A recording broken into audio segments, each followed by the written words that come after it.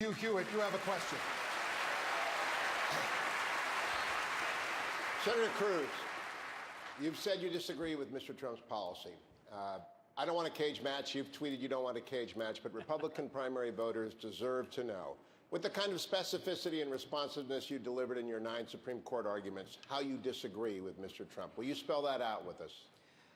Well, listen, Hugh, everyone understands why Donald has suggested what he has. We're looking at a president who's engaged in this doublespeak, where he doesn't call radical Islamic terrorism by its name. Indeed, he gives a speech after the San Bernardino attack where his approach is to try to go after the constitutional rights of law-abiding citizens rather than to keep us safe. And even worse, President Obama and Hillary Clinton are proposing bringing tens of thousands of Syrian refugees to this country when the head of the FBI has told Congress they cannot vet those refugees.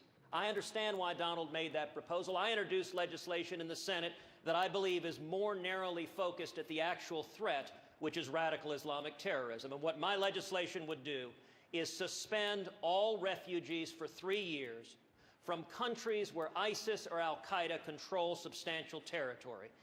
So you're saying you disagree because he's too broad and you have a narrower focus? Why do you disagree with him? Well, you know, I'm reminded of what FDR's grandfather said.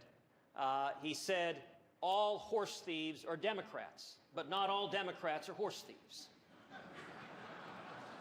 In this instance, there are millions of peaceful Muslims across the world in countries like India, where there is not the problems we are seeing in nations that are controlled, have territory controlled by al-Qaeda or ISIS, and we should direct at the problem, focus on the problem, and defeat radical Islamic terrorism. It's not a war on a faith, it's a war on a political and theocratic ideology that seeks to murder us.